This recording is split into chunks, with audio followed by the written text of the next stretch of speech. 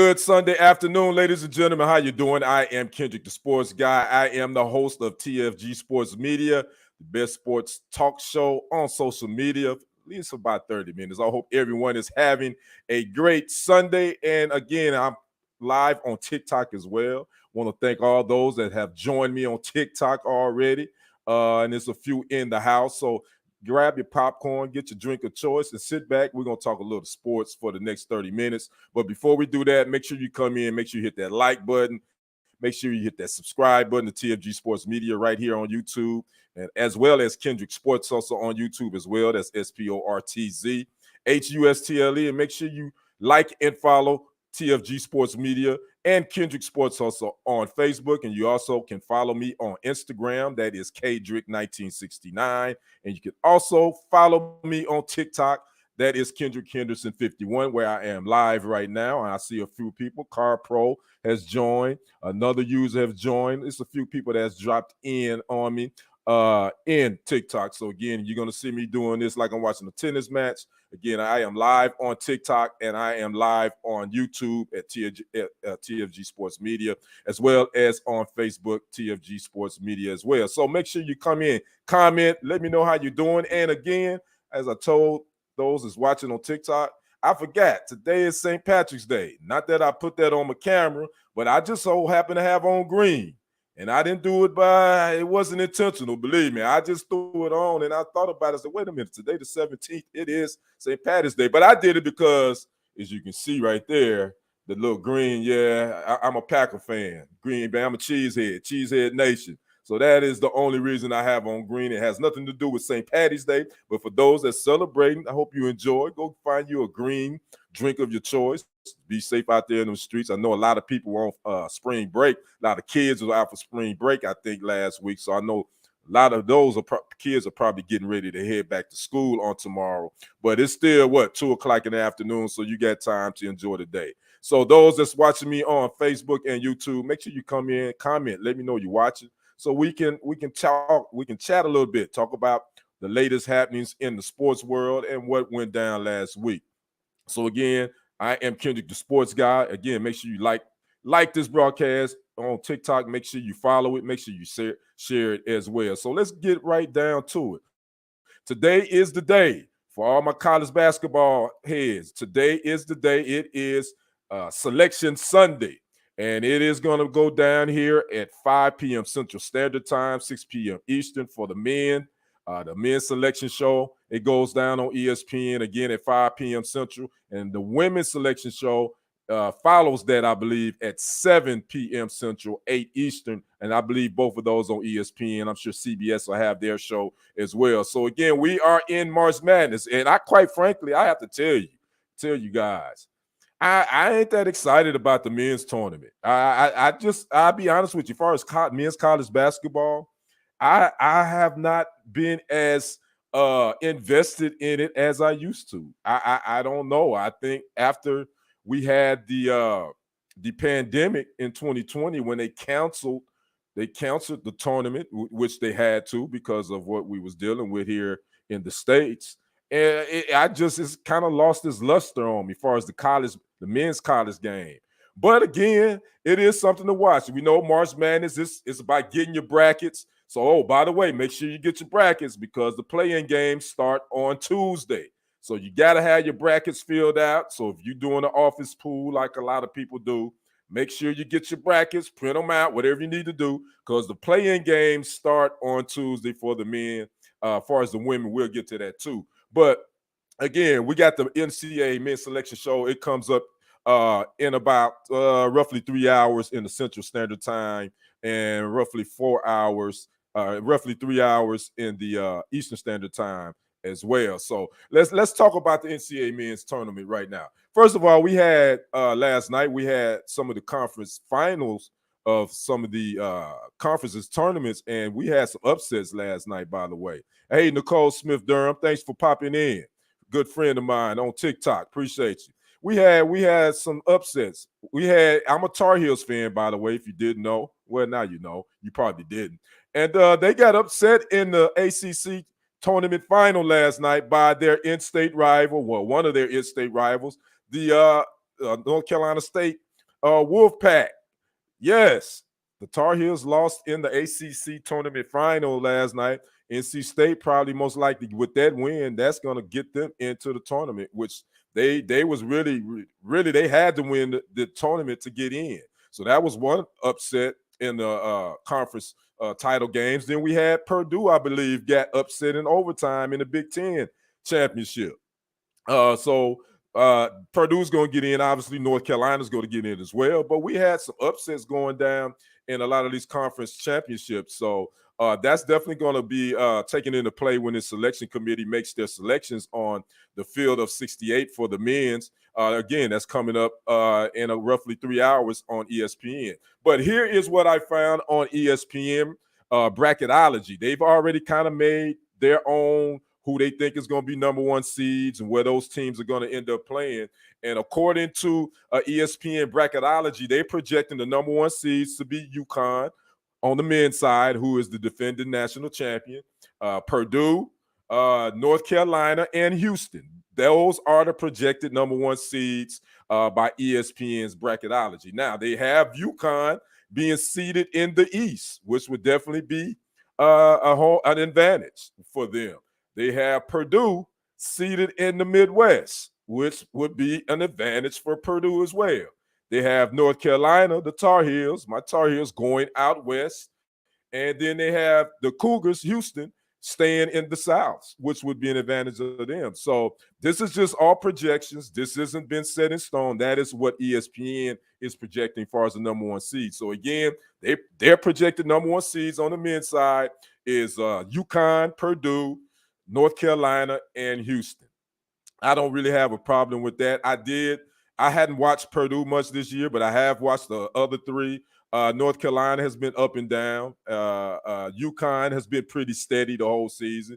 Now, Houston has been a team that a lot of people has been saying could be a sleeper. I watched them against TCU, and they dominated TCU. But I forgot, there's the other upset. Houston lost to Iowa State in the Big 12 championship, and Iowa State put it on them. Now, Houston is known for their defense intensity, but I was watching them versus TCU, and I wasn't that impressed with them offensively. Now, defensively, they get at people, but eventually you got to score buckets. And I wasn't that impressed with Houston for us offensively, but defensively, you give yourself a chance to win. So, but again, they lost to Iowa State in the Big 12 championship, but they're projected as number one. Now, how many teams are they projecting to get in from each conference? According to ESPN bracketology, they're predicting the Big 12 to have 5 teams in. 1, 2, 3, 4, 6 teams.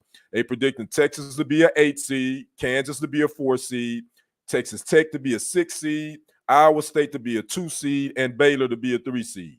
This is what they projecting for as the Big 12. Now, conferences breakdown. How many teams are going to get in according to ESPN bracketology? They're predicting the Big 12 actually to get 9 teams in. So I left some of those teams out far as their seeding, but they're projecting 9 teams from the Big 12, 8 teams for the SEC, 6 teams from the Big 10, 6 teams from the Mountain West, 4 teams from the ACC, and 4 teams from the Pac-12, 3 teams from the Big East, 2 teams from the American Conference, and 2 teams from the West Coast Conference, and 2 teams from the Atlantic 10. That is what ESPN bracketology is projecting for far as conferences and how many teams that are going to get in. So again, we got these selections coming up at 5 p.m. Central, 6 Eastern. Me personally, I don't think there's an overall favorite right now. UConn is ranked as the number one seed, the overall number one seed coming in. Again, they are the defending national champs. So I guess until somebody beat them, they're probably going to be the favorite. But in this tournament, as I know, March Madness, anything can happen. I would say that I wouldn't be shocked if none of the number one seeds made it to the Final Four. Wouldn't shock me one bit. I wouldn't be shocked if a mid-major team won the national championship. I think because the college game, as far as on the men's side, it's parity. It's a big-time parity now. I don't think there's any dominant teams in men's college basketball, and I don't think there's even any dominant college basketball players, in my opinion. So, again, men's selection show, That's coming up in a few hours. Now, the NCAA Men's Final Four, it will be April 6th and April 8th. It will take place in Glendale, Arizona at State Farm Stadium. So, again, this year's Men's Final Four is in Glendale, Arizona. Now, let's move over to the women's side. And we all know, I bet you can probably guess the top seeds over on the women's side. Because let's be honest. Let's go ahead and be frank here. I think the women's college basketball is more exciting than the men. I think most people would say they're probably more interested in watching the women's tournament this year than the men. I'll be the first to say I am. And you probably can guess who's the top overall seed.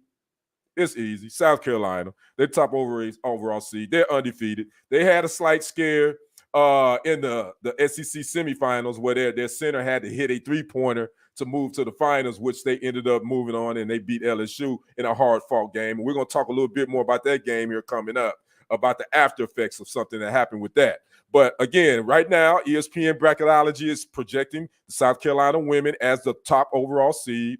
We believe that. Now, all the number one seeds overall on the women's side, they have South Carolina, Iowa, USC, and Stanford. I don't think anybody's surprised. All those teams, Iowa, you have Caitlin Clark. USC, you got the freshman sensation, Juju. I can't remember her last name, but we know USC has been balling out. And Stanford is always going to be one of the top women's teams in the nation. So where does the other teams are ranked according to ESPN Bracketology? They got the LSU Lady Tigers at the number 2 seed. They got the Texas Longhorn Ladies at a 2 seed. UConn Lady Huskies as a 3 seed, the Tennessee Lady Volunteers as a 7 seed, and Ohio State Lady Buckeyes as a 2 seed. So those are probably the teams that you want to keep your eye on the women's side, because that's probably really where you're going to see what's going down. Again, their selection show is coming up at 8 p.m. Eastern, 7 p.m. Central Standard Time. That's going to be on ESPN as well. Now, as far as the conference breakdown for all the women teams, that's going to be according to ESPN Bracketology, they got the ACC getting 9 women teams in, the SEC 8 women teams, the Big Ten 7, the Big 12 7 teams, the Pac-12 7, the Big East 3, and the West Coast Conference 2. So that is the conference breakdown. Again, this hasn't been set in stone just yet. We will know all about this once the NCAA selection shows go down. The women's show, again, it kicks off at 7 p.m. Central Standard Time, 8 p.m. Eastern on ESPN. The men's selection show kicks off at 5 p.m. Central Standard Time, 6 p.m. Eastern. That is also on ESPN as well. But let's talk about the men real quick. I'm gonna go back to them. Now there's some teams that they have already projected that's probably not going to make it. The first 4 out, according to ESPN Bracketology, St. John's, Virginia, Seton Hall, and Indiana State most likely won't make it. They're saying the last 4 in will be TCU, Michigan State, Colorado, and Oklahoma.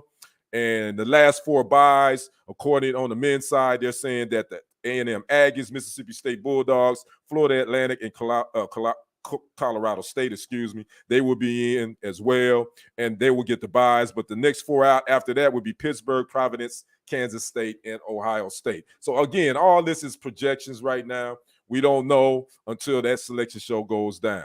So that's it with the NCAA selection show. Make sure you get your brackets filled out before Tuesday. Again, you got to have them brackets filled out before those Tuesday playing games start. And I know people got office pools because every year people look for it. You also can fill out free brackets on ESPN where they do the tournament challenge. If you get them all right, I think you can win like $1 million or something like that. I don't think nobody's ever won it. Nobody's ever had a perfect bracket. So you can go to ESPN.com. You can print out brackets. You can fill it out there as well as Fox Sports. All the other ones, you can do that as well. So that's where we are with the NCAA men and women's tournament. So let's move on. We're going to stay on the women's side. We had a situation that happened last week concerning a CBS Sports radio host. He basically stuck his foot in his mouth. If you missed the story, the head coach of South Carolina ladies, Dawn Staley, was not having it, and she let it be known, and she fired back at this host on social media. So what happened was the sports journalist name is Julian J.R. Jackson. He does a JR Sports Brief for CBS Sports Radio. If you don't know a lot about him, I did some background on him. This brother, he made his way through YouTube. That's how he made his way through the game. He was doing his stuff on YouTube in 2008, started his own sports stuff, kind of like a lot of us creators do. And he caught the ear and the eye of some of the big wigs, and they feel like this brother had it. So he's doing stuff now for CBS Sports Radio as a host. Well, he was doing what we call a tease in the business. Basically, you're teasing what's coming up or what to look forward to. And he was teasing the NCAA tournament, both the men's and women's, where he did this audio tease and he said, referring to South Carolina center Camila Cardozo, he said, and I quote, he called her a giant Brazilian woman who knocks people over. That's what he said in his audio tease. And head coach Dawn Staley of South Carolina got wind of that, and she would respond on X, formerly known as Twitter, and she would say, I quote, what a morning. Never thought I'd hear one of my players described in such an offensive way. I'm not sitting this one out. Camila deserves an apology. And she added CBS Sports Radio, and a local affiliate that aired that tease in the South Carolina market. And Mr. Jackson would issue an apology not so long afterwards. But, you know, my take on this, I want to get you all's take on it. A lot of times when this thing right here is in front of your face, sometimes you get so excited and you get to running off at the mouth. Sometimes you say the wrong thing. Do I think he meant any harm by that? I don't think he did, but it definitely was a bad choice of words to refer to this young lady. And by the way, she is 6'7". If you didn't know, she's a center for South Carolina, Camila Cardozo. She's from Brazil. But to refer to her as a giant Brazilian woman who knocks people over, I don't think that would have been the first adjective that would have came to my mind to describe the young lady. That's just me. But to put that on air and to let it fly, that was a bad move on CBS Sports Radio and a local affiliate. But again, he will come back and apologize for it, and I truly didn't think he meant any harm. But that does bring about a question in my mind, and I'd like to get you all's thoughts on this. If that would have been a 6'7" Brazilian man, and he said that, would there have been an uproar? I'm just throwing it out there. I'm just opening the debate. If this would have been a 6'7" Brazilian man, and he said the same thing about that person, if it was a man, would we have been in an uproar? I don't think so. I think it's a double standard when you talk about describing men and women when it comes to athletics. And I don't think we would have heard a peep from anyone if he said this about a male basketball player. Now, again, he was wrong for saying what he said about the young lady. Let me make that perfectly clear. I wouldn't have used that adjective for her. I would have just called the 6'7". I would have called her who she was, 6'7" Camila Cardozo. She's a big post and she can ball. That's what I would have said. And I know we want to make it sexy. You want to dress it up and make it sound, fly and have some good words. But sometimes just call it what it is. But again, I will say that I believe if this would have been a 6'7" male basketball player and he said that, I don't think there would have been any type of uproar about that. But that's just my opinion. And I'd like to know you guys' thoughts. Miss Chrissy, thank you for joining me. Black Thomas, thanks for dropping in on TikTok. Zach Woods, thanks for dropping in. I'd like to know you guys' thoughts on it. I don't know if you heard the story or not, but again, Julian J.R. Jackson, he had to apologize for referring to South Carolina women's basketball player center Camila Cardozo as a giant Brazilian woman who knocks people over. Again, her head coach, Dawn Staley, didn't take too kindly to how he described her player, and she let it be known. And I just want to know from you all if you would have said that about a male basketball player, would there have been any issue? I want to know that. I'd like to know your thoughts on it. Put it in the comments on TikTok. Put it in the comments on YouTube and Facebook. We're just having a conversation. So, but again, I definitely think it was a poor choice of words But you live and you learn. You have to be careful when you sit in front of these microphones, when you're saying stuff, and it may come out wrong. So again, he apologized for that, and move on. Again, we got the women's tournament and the men's tournament. They are about to kick off in this week. You got the selection shows going down on today. So I just want to get that out there, want to have a debate, and just throw that out there and get your thoughts on that. Again, make sure you put your comment there. Make sure you put your comment here on YouTube and on Facebook. Now, let's move on to our next topic on today. Well, we're talking about one of the best to ever do it. If I don't know if you missed it, NFL, we've been having a lot of news going down in the free agency, but this one definitely was definitely big news. Aaron Donald, long time defensive tackle for the Rams. Some people say that now he is in the conversation as one of the greatest defensive tackles to ever play the game, which that's definitely the conversation now, where he announced his retirement after 10 seasons with the Rams. I believe he did that on Thursday, if I'm not mistaken. He was drafted in the 2014 draft out of Pittsburgh with the 13th pick in the first round by the Los Angeles Rams. He would play for the Rams. He was drafted originally as a St. Louis Rams, by the way, because they were in St. Louis in 2014.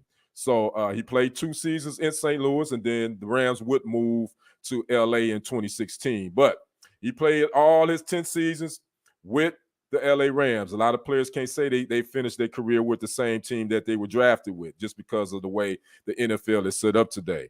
But again, to read off his resume, if you're watching on YouTube, you can see I put some of them in the ticker. Just read what this defensive tackle, what his resume sounds like. He's a defensive rookie of the year in 2014. He made the Pro Bowl in 2015. He was a first team All-Pro. He made the Pro Bowl. In 2016, he was a first team All-Pro, made the Pro Bowl. 2017, he was a Defensive Player of the Year, first team All-Pro, made the Pro Bowl. 2018, he repeated as a Defensive Player of the Year, first team All-Pro, made the Pro Bowl. 2019, first team All-Pro, made the Pro Bowl. 2020, that was the pandemic year. He was a Defensive Player of the Year in 2020, first team All-Pro, made the Pro Bowl. 2021, first team All-Pro, made the Pro Bowl. 2022, made the Pro Bowl. And this past season, he was a first team All-Pro and made the Pro Bowl. So he was a 3-time Defensive Player of the Year. He was the Defensive Rookie of the Year, 8-time first team All-Pro, 10-time Pro Bowler, and a Super Bowl champ. And he ended his career with 111 career sacks.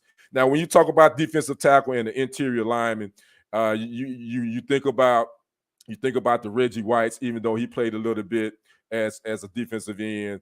Who else you think at the defensive tackle position? Who else? Randy, not Randy White. I meant Reggie White.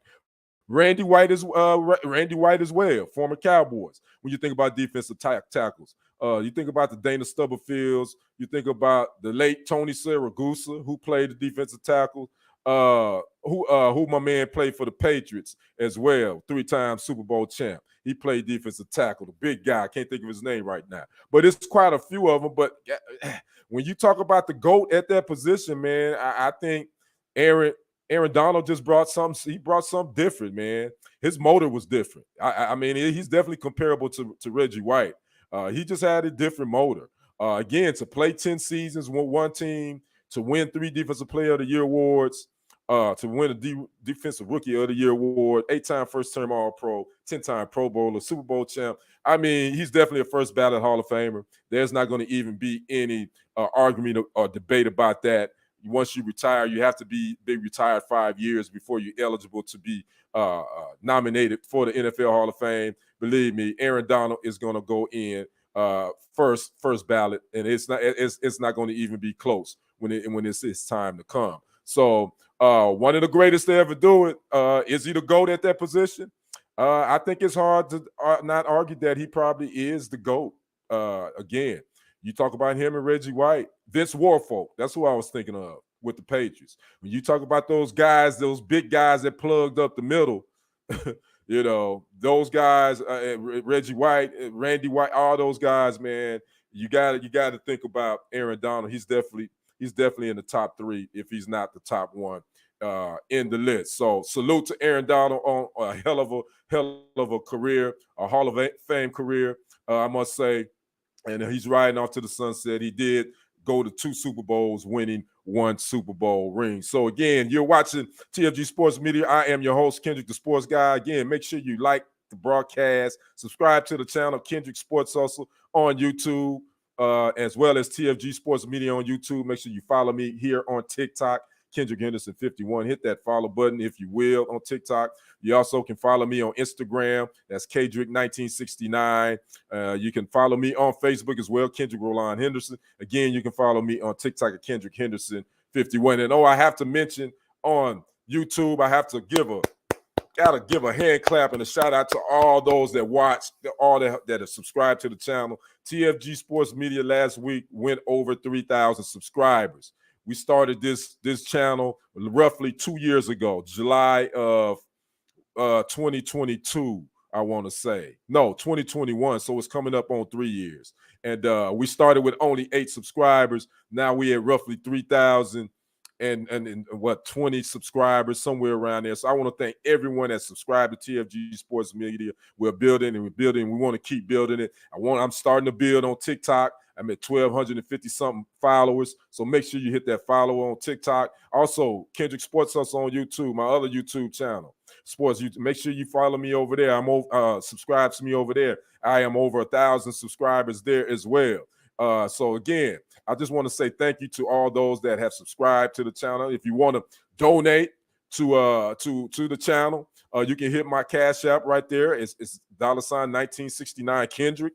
I would definitely invest in my company, in my channel, i.e. getting more laptop computers, more lights, more microphones, cameras where I can go out and shoot and create my own content. So I definitely just wanted to give a shout out to all those that have subscribed to the channel and keep watching. Watch the videos. Go check it out. Go check me out over there. Before I get out of here, just want to talk about a couple of things in the NFL. We had a big trade that went down last night. The Chicago Bears traded quarterback Justin Fields to the Pittsburgh Steelers for basically a 6th-round draft pick, I want to say, in 2025, something like that. And so that means that the Bears most likely are looking to draft Caleb Williams with that number 1 pick. So again, the Steelers now have Russell Wilson penciled in as the starter, and Justin Fields is most likely going to be their future. According to what I've read, that they're bringing in Justin Fields to be an understudy to Russell Wilson in Pittsburgh. So again, if you missed it, the Bears did trade Justin Fields to the Steelers for, I think, a 2025 6th-round draft pick. Also, the Steelers, that's why they traded quarterback Kenny Pickett.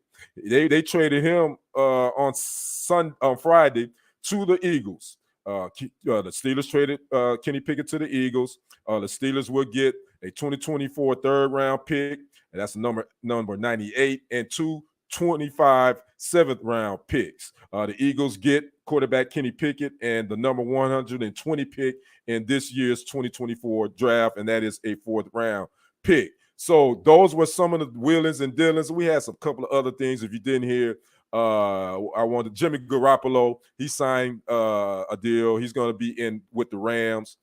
Van Jefferson, wide receiver with the Rams. He signed with, I think it was with the Raiders, I believe. We have Jameis Winston, who signed with the Cleveland Browns as a backup.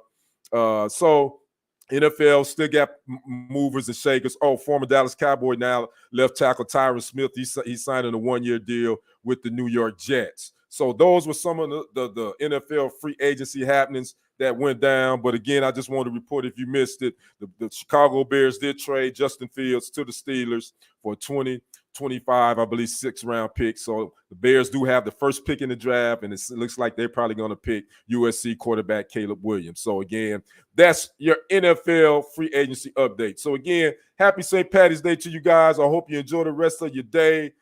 Make sure you keep it locked here for all your sports news, info, and entertainment here on TikTok at Kendrick Henderson 51, here on YouTube and Facebook at TFG Sports Media, as well as Kendrick's Sports Hustle. That's SporTZ HUSTLE. Make sure you keep it locked here. And again, I'm glad everybody dropped in. I'm Kendrick, the sports guy. Again, you all have a great rest of your day and have a great rest of your week. We will see you on the other side and on the next report. I am out. Peace.